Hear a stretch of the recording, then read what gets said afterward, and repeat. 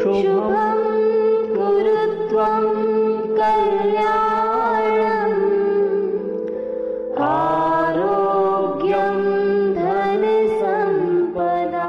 नमस्कार दोस्तों, शून्य से शिखर तक ज्योतिष ज्ञान की इस परिचर्चा में मैं राजेश कुमार पुरी आप सभी का हार्दिक अभिनंदन करता हूं। हम लोग ज्योतिष शास्त्र के ऊपर चर्चा कर रहे हैं और ज्योतिष शास्त्र की इस चर्चा में हम लोग भावों को, राशियों को, नक्षत्रों को क्रमशः पढ़ते चले आ रहे हैं। और यह पढ़ते पढ़ते हम लोग आज पाठ संख्या 76 यानी कि 76 तक आ पहुंचे हैं। और आज हम पूर्वाषाढ़ा नक्षत्र का तृतीय भाग प्रस्तुत कर रहे हैं। इससे पूर्व के दो भाग, दो पाठ या यूं कह लीजिए कि दो वीडियोस आप लोगों के समक्ष हम प्रस्तुत कर चुके हैं। आज यह हमारा पूर्वाषाढ़ा नक्षत्र का तृतीय वीडियो है, जिसके अंदर हम जातकों को चरणानुसार विश्लेषित करेंगे। इससे पूर्व के वीडियो में हमने प्रथम वीडियो में नक्षत्र को समझा, उससे जुड़े पहलुओं से नक्षत्र की विशेषताओं को समझा। द्वितीय भाग में उन्हीं विशेषताओं को मद्देनजर रखते हुए हमने जातकों को विश्लेषित करने की भरपूर कोशिश की।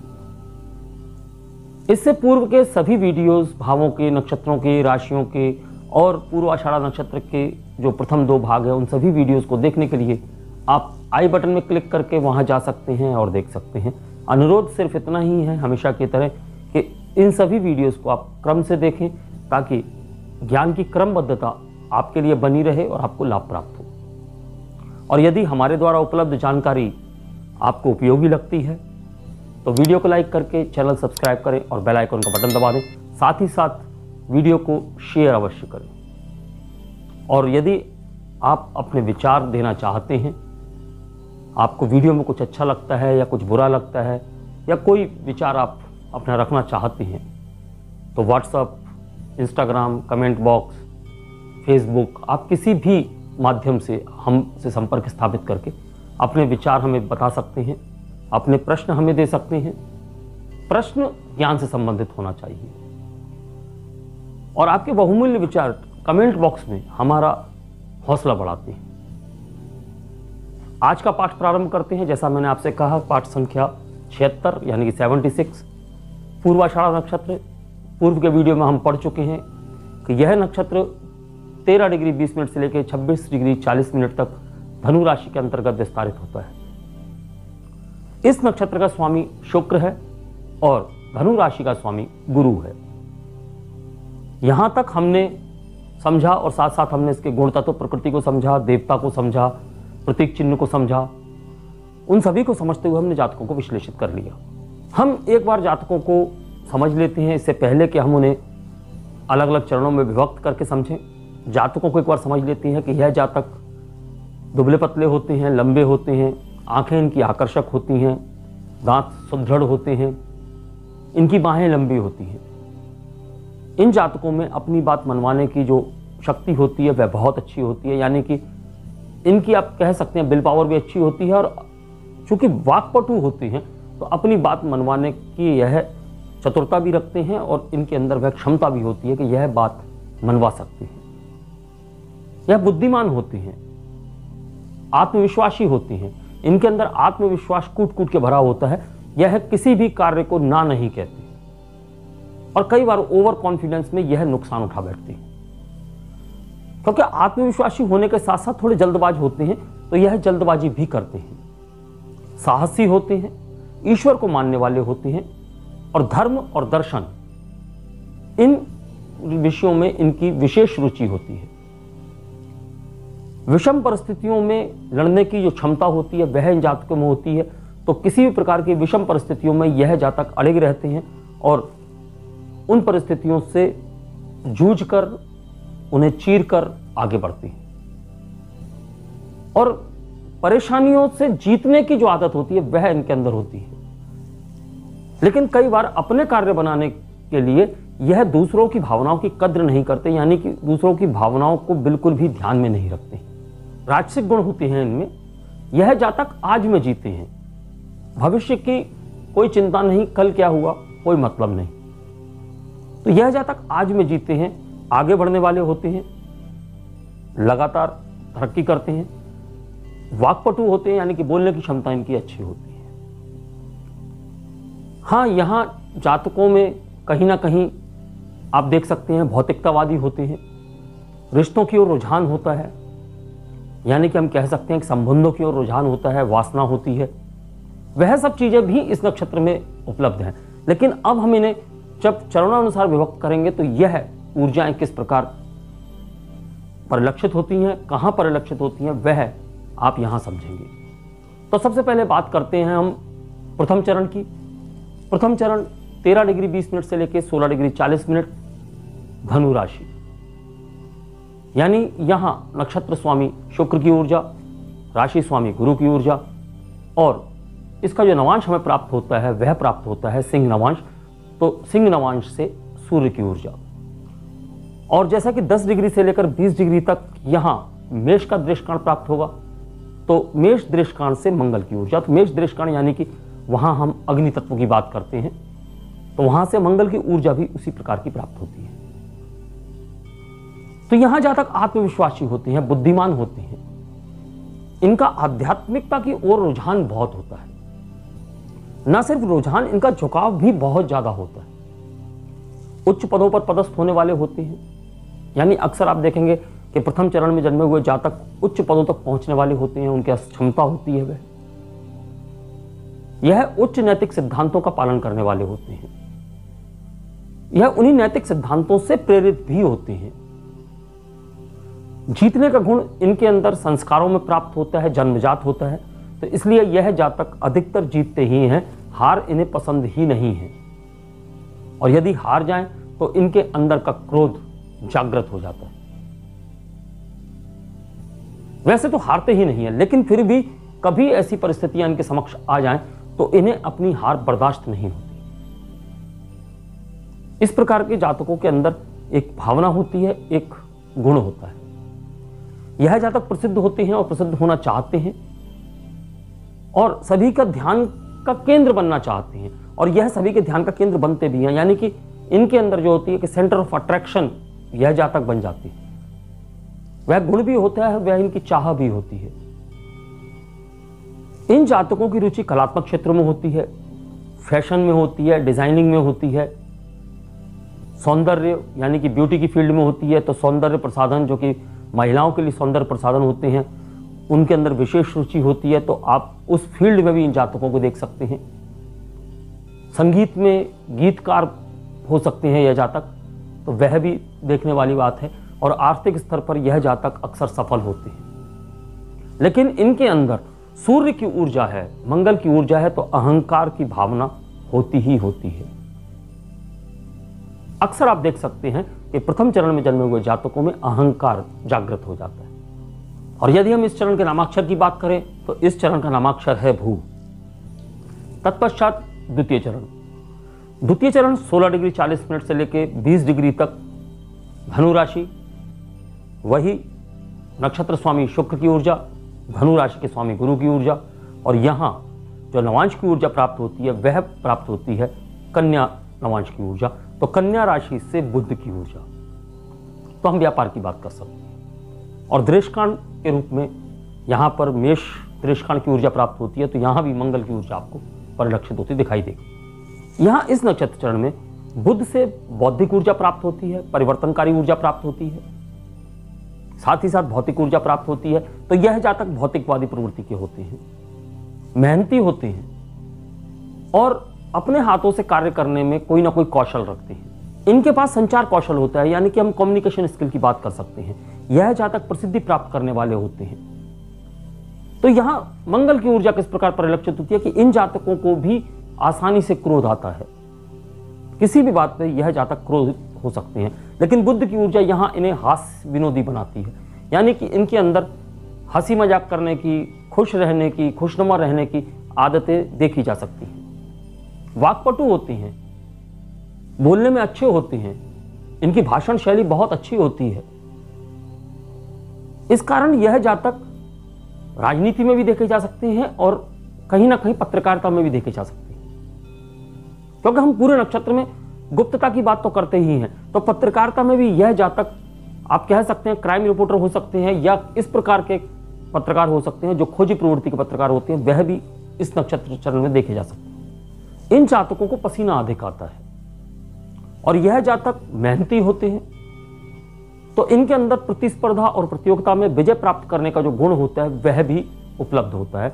तो यह जातक प्रतिस्पर्धा में या प्रतियोगिता में अक्सर विजयी होते हैं, सफलता देखी जा सकती है इनके पास।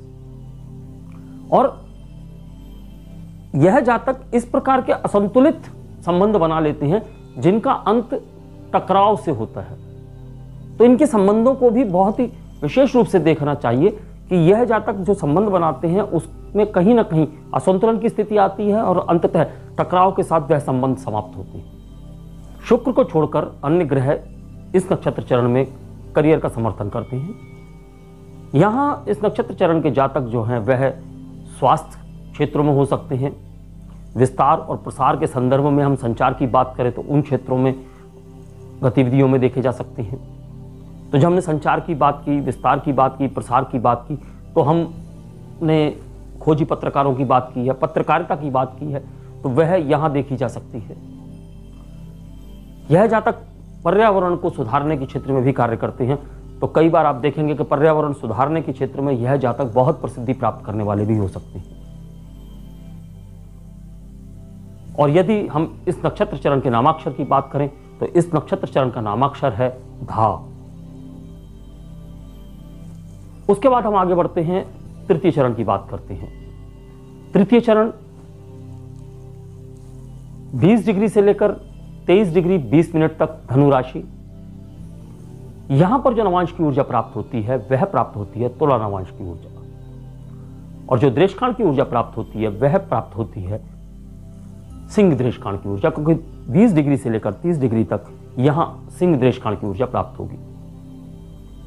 तो नक्षत्र स्वामी शुक्र, राशि स्वामी गुरु, नवांश स्वामी शुक्र और दृष्टिकांड स्वामी सूर्य, तो यहां पर इन ग्रहों की ऊर्जाएं आपको प्राप्त होती हैं। जब हम इस नक्षत्र चरण के जातकों की बात करते हैं तो हम विलासिता की बात समझ सकते हैं। तो यहां आप शुक्र की तीव्र ऊर्जा देखेंगे। तो इस नक्षत्र चरण में जन्मे हुए जातकों में आप विलासिता देख सकते हैं, संवेदी सुखों में संलिप्तता देख सकते हैं, क्योंकि शुक्र है तो शुक्र अपनी ऊर्जा को यहां दोनों रूप से दे सकता है। तो एक रूप यहां विलासिता का है, संवेदी सुखों का है, तो आप वह इन जातकों में देख सकते हैं। यह जातक लापरवाह जीवन जीते हैं और बिना किसी प्रयास या कार्य के यह फल प्राप्त करने वाले होते हैं। यानी कि आप इनके भाग्य की बात कर सकते हैं कि यह जातक अक्सर भाग्यशाली होती है, स्वभाव से शांत होते हैं और सम्मान की इच्छा रखने वाले होते हैं। सम्मान की भावना इनके अंदर होती है कि यह सम्मानित हो और यह सम्मानित होते भी हैं। धन का भरपूर आनंद भोगते हैं ये जातक, क्योंकि इनके जीवन में धन की कहीं कोई कमी नहीं होती है। लेकिन उत्तरार्ध में यानी कि मध्यम आयु के बाद में इन जातकों को धन का नुकसान होता है, यानी कि इनके धन का नाश होता है।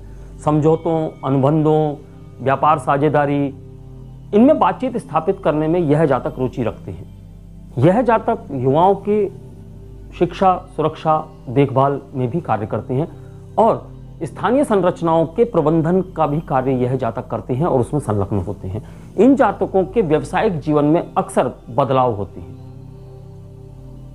क्योंकि ये पुष्कर नवांश है तो यहां पर सूर्य को छोड़कर बाकी सभी ग्रहों के फल जो है वो बहुत अच्छे प्राप्त होते हैं। और इन जातकों का जो रुझान है वह संबंधों की ओर अधिक होता है। तो यहां शुक्र की ऊर्जा जो है वह इस प्रकार से भी आप देख सकते हैं, क्योंकि यहां शुक्र की भौतिकतावादी वाली जो ऊर्जा है वह प्राप्त होगी। और जैसा हमने पहले भी कहा था कि इस नक्षत्र में दोनों ही प्रकार की ऊर्जाएं आपको दिखाई देती हैं। तो यहां शुक्र की जो भौतिकता वाली ऊर्जा है वह आपको अधिक दिखाई देगी। तो यहां पर हम जातकों के संबंधों की बात कर सकते हैं कि जातकों का जो रुझान होता है वह संबंधों की ओर विशेष रूप से होता है। वासना अधिक होती है, प्रेम संबंधों में रुचि होती है। यह जातक नेटवर्किंग के क्षेत्र में, साझेदारियों में, समूह गतिविधियों में, यानी कि कोई ऐसा समूह हो जिसकी गतिविधियों में यह जातक संलग्न हो, राजनीति में हो सकते हैं, यह इस प्रकार के कार्यों में संलग्न देखे जाते हैं। अक्सर यह जातक अपने जीवन के द्वितीय भाग में मोटे हो जाते हैं, मोटापा इनको आ सकता है। और यह दूसरों से अच्छे गुण सीखने की जो इनकी प्रवृत्ति होती है वह इन जातकों में देखी जा सकती है। यानी कि हम यहाँ तृतीय चरण के जातकों की बात कर रहे हैं। और जब हम तृतीय चरण के नामाक्षर की बात करते हैं तो वह है फा। और अंत में हम बात करते हैं चतुर्थ चरण की। तो जैसा कि आपको पता है कि चतुर्थ चरण 23 डिग्री 20 मिनट से लेकर 26 डिग्री 40 मिनट धनु राशि, यहां पर जो नवांश की ऊर्जा प्राप्त होती है वह प्राप्त होती है वृश्चिक नवांश की ऊर्जा। तो वृश्चिक नवांश की ऊर्जा यानी वृश्चिक से मंगल की ऊर्जा प्राप्त होती है और दृष्कांत की ऊर्जा के रूप में सिंह से सूर्य की ऊर्जा प्राप्त होती है। तो यहां नक्षत्र स्वामी शुक्र की ऊर्जा, राशि स्वामी गुरु की ऊर्जा, नवांश स्वामी मंगल की ऊर्जा और दृष्कांत स्वामी सूर्य की ऊर्जा। तो यहां मंगल की जो ऊर्जा है वह अष्टम भाव की ऊर्जा है। यानी कि कालपुरुष की कुंडली में हम अष्टम भाव की बात करते हैं, वृश्चिक राशि है। तो ये वृश्चिक की ऊर्जा है वह अष्टम भाव की ऊर्जा है। तो अष्टम भाव की ऊर्जा से हम रहस्य को समझते हैं, रहस्यवाद को समझते हैं, रहस्यमय गतिविधियों को समझते हैं। यह चरण रहस्य से जुड़ा हुआ है, गुप्तता से जुड़ा हुआ है, अहंकार से जुड़ा हुआ है। तो यहां आपको जातक की प्रवृत्ति रहस्यमयी दिखाई देगी और उसके जीवन का कुछ हिस्सा सदैव गुप्त रहता है। यहां जातक अहंकारी होते हैं। और इस नक्षत्र चरण में दो प्रकार की विपरीत परिस्थितियां दिखाई देती हैं। एक स्थिति होती है जहां हम एक महान छुपी हुई बुद्धि की बात करते हैं, यानी कि गुप्त बुद्धि है, हम उसकी बात यहां करते हैं। और वहीं दूसरी ओर जो विपरीत बात करते हैं वह इन जातकों में होती है एक, आप कह सकते हैं कि महान भौतिक विकृति। तो भौतिकता से जुड़ी हुई जो विकृति है वह इन जातकों में देखी जा सकती है।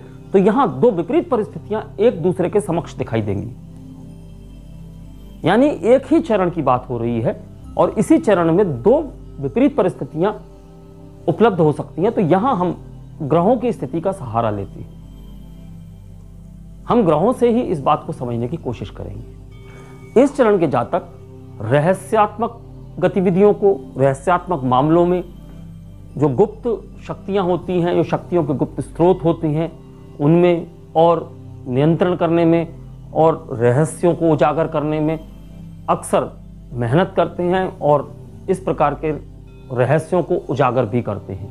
यानी कि इनकी तह तक जाने का कार्य यह जातक करते हैं। तो इस प्रकार की गतिविधियों में इस नक्षत्र चरण के जातक देखे जा सकते हैं।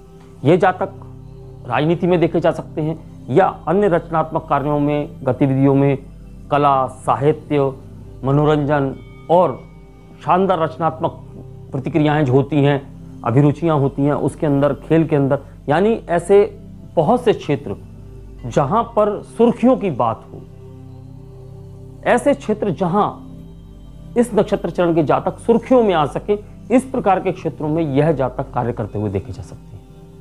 इन जातकों की आवाज गहरी होती है, परोपकारी होती है। और वैवाहिक जीवन की अगर बात करें तो वैवाहिक संबंध इनके अच्छे होते हैं। साथ ही साथ यहां उपस्थित जो ग्रह होते हैं वह भी करियर को प्रभावित करने वाले होते हैं। और जब हम इस नक्षत्र चरण के नामाक्षर की बात करते हैं तो इस नक्षत्र चरण का नामाक्षर है ढा। तो यहां हमारा चौथा चरण भी पूर्ण होता है। और यह जो विवरण, यह विश्लेषण जो आपके समक्ष हमने पूर्वाषाढ़ा नक्षत्र का रखा है, यह विभिन्न शास्त्रकारों से लिया गया है, विभिन्न शास्त्रों से लिया गया है और कई ज्योतिषियों से भेंट करके जब चर्चाएं होती हैं तो उन चर्चाओं के द्वारा जो निष्कर्ष निकलते हैं, उन निष्कर्षों के द्वारा यह विवरण तैयार किया गया है। यकीन जानिए कि हमने जो ज्ञान आप लोगों के समक्ष प्रस्तुत किया है वह बहुत गहराई लिए हुए है और ऐसी गहराई आपको कहीं भी किसी भी प्रकार के वीडियो में प्राप्त नहीं होगी, यह वादा है आपसे। और अगर यदि आपको लगता है कि यह विवरण, यह विश्लेषण उपयोगी है और हमारा जो संकलन है वह आपके लिए वाकई यूजफुल है, तो मैं आपसे अनुरोध करना चाहूँगा, वीडियो को लाइक करके चैनल सब्सक्राइब करें और बेल आइकन का बटन दबा दें ताकि आने वाले वीडियोस आपको समय से प्राप्त हो सकें। यहाँ हमारा पूर्वाषाढ़ा नक्षत्र का जो भाग है वह पूर्ण होता है। अब इसके बाद जो हम वीडियो आपके सामने प्रस्तुत करने वाले हैं वह होगा हमारा नवम भाव पर, यानी कि हम भाग्य भाव जिसको कहते हैं, धर्म भाव जिसे कहते हैं। तो हम नवम भाव के बारे में यहां आपसे चर्चा करेंगे अगले वीडियो में, और नवम भाव से संबंधित कारकत्व, उसका अन्य भावों से संबंध और अन्य भावों के लिए नवम भाव की क्या स्थिति होती है, वह सब चर्चाएं हम आपसे अगले वीडियो में करेंगे। तो नवम भाव के वीडियो तक के लिए मैं अपनी वाणी को विराम देने की आज्ञा चाहूंगा। नमस्कार, धन्यवाद। शुभं कुरुत्वं कल्याणम् आरोग्यम्